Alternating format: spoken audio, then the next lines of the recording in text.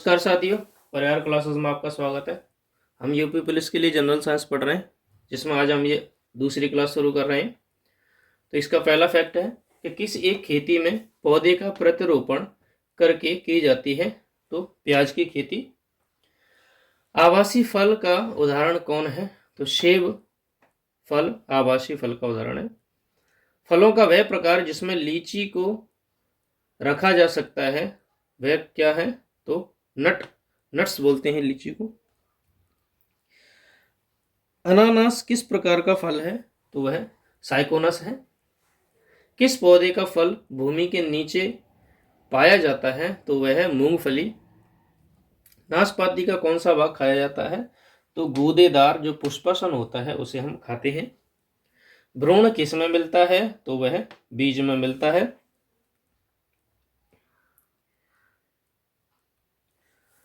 घटपर्णी भाग में कौन एक घट में रूपांतरित होता है?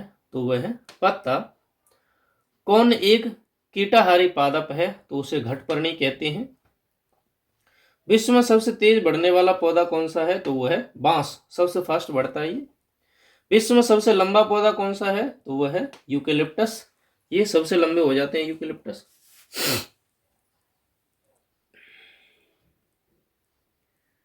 तना होता है एक धनात्मक प्रकाशानुवर्ती होता है। किस पादप में तना संचयन तथा चिरकालिकता के कार्य करता है? तो हल्दी के पादप में। सिस्टेमा नेचुरे पुस्तक किस लेखक ने लिखी थी? तो वो है लीनियस ने लिखी थी। वर्गीकरण की सबसे छोटी इकाई कौन सी होती है? वे है जाति। मटर का पौधा क्या है? तो वह एक शाक है। सबसे लंबा जीवित वृक्ष कौन सा है? तो वो शिकुआ है। लौंग क्या होता है? ये सूखे फल ड्राई फ्रूट में आता है, लौंग मसालों में नहीं आता है। अफीम किससे प्राप्त किया जाता है? तो जो बिना पके हुए फल हैं उनके लेटेक्स से ये प्राप्त किया जाता है। कुनैन सिनकोना पादप में किस भाग में प्राकृतिक रूप से पाई जाती है? किनोन सिनकोना के पादप में कहाँ पाई जाती है? तो वह छाल में पाई जाती है।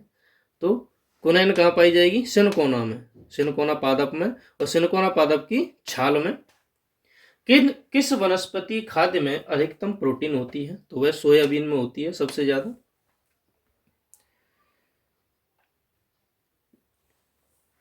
निम्न रेशे में से कौन सा पौधे के तने से उत्पादन नहीं होता है? तो कपास तने से उत्पन्न नहीं होता, फूल में से प्राप्त होता है। कौन सी फसल मृदा में नाइट्रोजन से भरपूर कर देती है? तो वे मटर की फसल है, वो नाइट्रोजन से भरपूर कर देती है। किस पेड़ का छाल मसाले के रूप में प्रयोग किया जाता है? तो दालचीनी की जो पेड़ की छाल है उसे हम मसाले के तौर पर यूज करते हैं। किसमें प्रोटीन का सबसे अधिक स्रोत पाया जाता है? तो वह सोयाबीन, ये देख चुके हैं। तारपीन का तेल किससे प्राप्त होता है? तो चीड़ के पेड़ से प्राप्त होता है। सामान्य प्रयोग में आने वाला मसाला लौंग कहाँ प्राप्त होता है? तो वह फूल की कली से प्राप्त होता है, फूल नहीं होता है। हशीश पौधे से प्राप्त की जाती है, यह बताइए कि पौधे के किस भाग से प्राप्त की जाती है, यानी कि जो हशीश है वे पौधे के किस भाग से प्राप्त की जाती है? तो तने तथा जो नर पुष्प क्रम होते हैं उनके निःस्राव से प्राप्त होती है, जिसे हम गोंद कहते हैं सामान्य भाषा में, गांव की भाषा में जो चिपचिपा पदार्थ होता है उससे। बांस को किस में वर्गीकृत किया जाता है? तो घास के अंतर्गत आता है बांस। धनिया में कौन सा उपयोगी अंश होता है? तो पत्ते और सूखे फल धनिया के यूज किए जाते हैं। जैव ईंधन किसके बीज से प्राप्त होता है? तो जैट्रोफा बीज से जैव ईंधन प्राप्त होता है।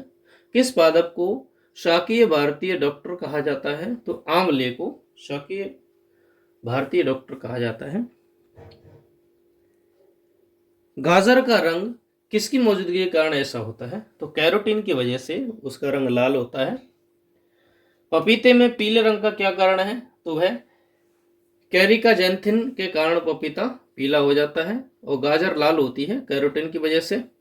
मिर्च की तीक्ष्णता यानी कि मिर्च जो चटपटी होती है वह कैप्साइसिन के कारण होती है। क्रिकेट के बल्ले बनाने के लिए किस लकड़ी का यूज किया जाता है? तो वह है सेलेक्स परफ्यूरिया लकड़ी, जिससे बेस्ट तरीके के बल्ले बनाए जाते हैं। फलीदार पादपों की जड़ों में उपस्थित गांठों में पाए जाने वाले नेत्रजन स्थिरीकरण या नाइट्रोजन, नेत्रजन लिखिए, या नाइट्रोजन स्थिरीकरण जीवाणु कौन सा है? तो वे सहजीवी हैं, जो कि फलीदार जो पादप होते हैं उनकी जड़ों की गांठों पर रहते हैं।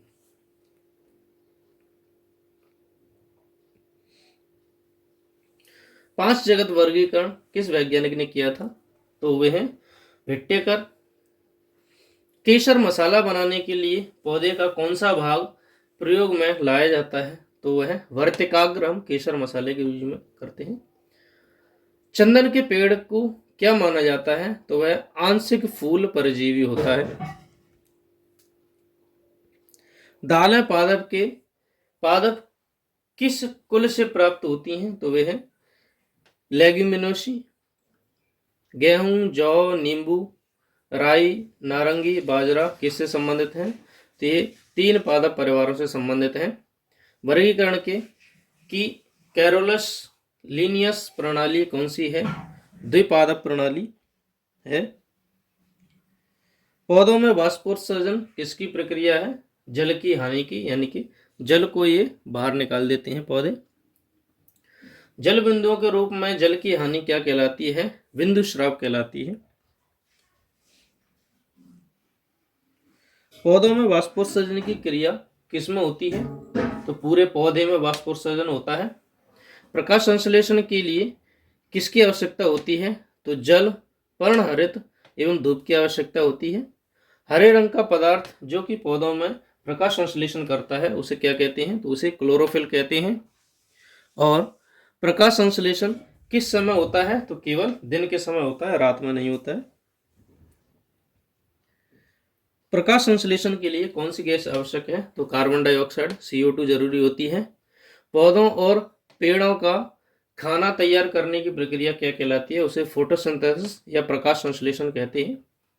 क्लोरोफिल में कौन सा पोरफिरिन पाया जाता है? तो मैग्नीशियम पाया जाता है। सर्वाधिक प्रकाश संश्लेषी क्रियाकलाप कहाँ होता है? तो प्रकाश के नीले व लाल क्षेत्र में सबसे ज्यादा प्रकाश संश्लेषी क्रियाकलाप होता है। प्रकाश संश्लेषण का अंतिम उत्पाद कौन है? तो कार्बोहाइड्रेट बनाते हैं एटलीस्ट। किस ऊर्जा के द्वारा प्रकाश संश्लेषण की क्रिया संपादित होती है? तो प्रकाश के रासायनिक ऊर्जा के द्वारा प्रकाश संश्लेषण संपादित होता है। प्रकाश संश्लेषण में पर्णहरित की क्या भूमिका होती है? तो वे प्रकाश का अवशोषण कर लेता है। जो पर्णहरित होता है वो प्रकाश संश्लेषण में पौधे कौन सी गैस का अवचूषण करते हैं, यानी कि चूसते हैं? कौन सी गैस को ग्रहण करते हैं? तो वह है कार्बन डाइऑक्साइड। प्रकाश संश्लेषण में हरे पौधे द्वारा कौन सी गैस छोड़ी जाती है? तो वह है ऑक्सीजन। ग्रहण की जाती है कार्बन डाइऑक्साइड और छोड़ी जाती है ऑक्सीजन। प्रकाश संश्लेषण के समय निकलने वाली गैस का क्या नाम है? तो वह है ऑक्सीजन। ऑक्सीजन जो कि प्रकाश संश्लेषण से उत्पन्न होती है वह किस पदार्थ से प्राप्त होती है? तो वह जल से प्राप्त होती है। प्रकाश संश्लेषण किसमें होता है? तो वह क्लोरोप्लास्ट में होता है। तो आज की वीडियो में बस इतना ही। आगे की वीडियो हम आगे देखेंगे। वीडियो को अंत तक देखने के लिए धन्यवाद। Thank you.